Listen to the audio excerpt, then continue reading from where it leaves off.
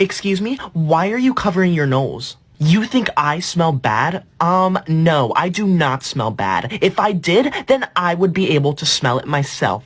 When was the last time I took a shower? September 25th of the year 2018. Why haven't I taken one since then? You don't remember? That was the day that the teacher put her hand on my shoulder.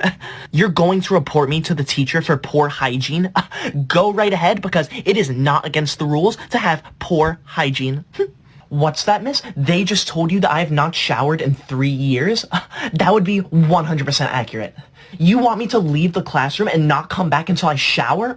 Are you kidding me? The school handbook does not say that I am required to shower. So I will be leaving, but I will be going straight to my lawyer about this.